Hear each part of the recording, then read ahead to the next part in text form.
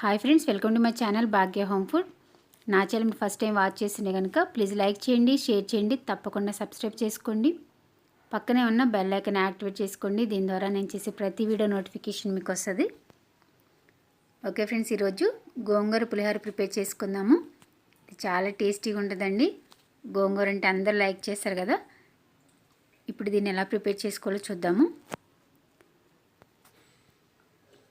నేనైతే ఒక గ్లాస్ రైస్కి ప్రిపేర్ చేసినానండి. ఒక గ్లాసు రైస్ ఇట్లా వాష్ చేసుకుని కుక్కర్లో తీసుకున్నాను. దీనిలో కొంచెం ఆయిల్ యాడ్ చేసుకుని కొంచెం పసుపు కూడా యాడ్ చేసుకున్నాను. ఎందుకంటే ఈ రైసు సపరేట్గా నేను గోంగూర పులిహోర కోసం అని చెప్పేసి రైస్ చేస్తాను కాబట్టి డైరెక్ట్గా దానిలోనే ఆయిల్ పసుపు యాడ్ చేసుకున్నాను. కుక్కర్ పెట్టాను. కుక్కర్ మనకి రైస్ ఉడికేలోపు గోంగూర కుక్ చేసుకుందాము. ప్యాన్లో కొంచెం ఆయిల్ యాడ్ చేసుకుని గోంగూర కుక్ చేసుకోవాలి.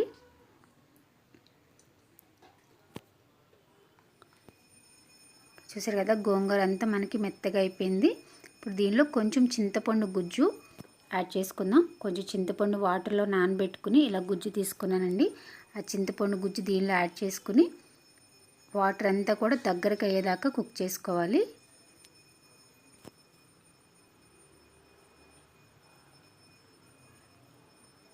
చూసారు కదా, గోంగూర అంతా కూడా దగ్గరికి అయిపోయింది. వాటర్ చింతపండు గుజ్జు కూడా మనకి దగ్గరికి అయిపోయింది. గోంగూర రెడీ అయిపోయిందండి. ఇప్పుడు అదే ప్యాన్లో రైస్కి కొంచెం తాలింపు పెట్టుకుందాం. ఇంకా కొంచెం ఆయిల్ యాడ్ చేసుకుని కొన్ని పల్లీలు,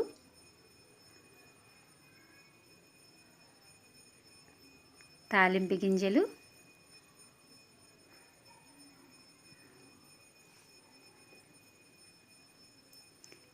కొన్ని ఎండుమిర్చి. ఇక్కడ ఎండుమిర్చి కొన్ని ఎక్కువ యాడ్ చేసుకోండి, ఎందుకంటే మిక్సీ చేసుకునేటప్పుడు గోంగూర ఒక 4-5 ఎండుమిర్చి కూడా యాడ్ చేసుకోవాలి. సో చూసారు కదా, మనకి తాలింపు అంతా రెడీ అయిపోయింది. అలాగే రైస్ కూడా రెడీ అయిపోయింది. ఆయిల్ వేసుకోవడం వల్ల మనకి రైసు చక్కగా పొడి పొడిగా వస్తుంది. ఇప్పుడు ఒక మిక్సీ జార్లో ఒక 3-4 ఎండుమిర్చి యాడ్ చేసుకుని కుక్ చేసుకున్న గోంగూర కూడా దీనిలో వేసుకుని ఒక్కసారి గ్రైండ్ చేసుకోవాలి. మరీ పేస్ట్ లాగా కాకుండా ఒక్కసారి ఇలా గ్రైండ్ చేసుకోవాలి. ఓకే, ఇప్పుడు మనం తాలింపు పెట్టుకున్నాం కదా, దానిలో కొంచెం కరివేపాకు యాడ్ చేసుకుని రైస్ అంతా కూడా దీనిలో యాడ్ చేసుకుందాం.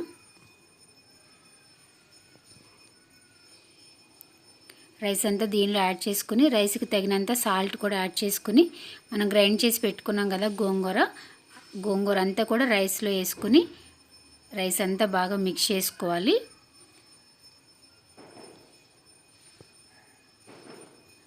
ఓకే, స్పూన్తో అయితే మనకి కరెక్ట్గా ఈవెన్గా మిక్స్ అవుతుంది కాబట్టి నేను చేతితోటి గోంగూర అంతా కూడా రైస్ అంతా ఒకసారి మిక్స్ చేస్తాను.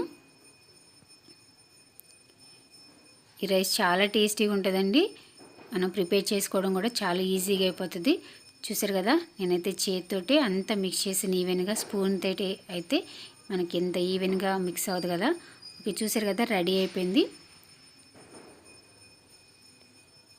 దీన్ని నేను ఒక బౌల్లోకి సర్వ్ చేసుకున్నాను. ఓకే అండి, రెడీ అయిపోయింది. చూసారు కదా, చాలా టేస్టీగా ఉంటుంది. మీరు కూడా తప్పకుండా ట్రై చేయండి. ఓకే ఫ్రెండ్స్, ఈ వీడియో మీకు నచ్చినట్లయితే మీరు కూడా తప్పకుండా ట్రై చేసి టేస్ట్ చేసి కింద కామెంట్ సెక్షన్లో చెప్పండి. Thanks for watching.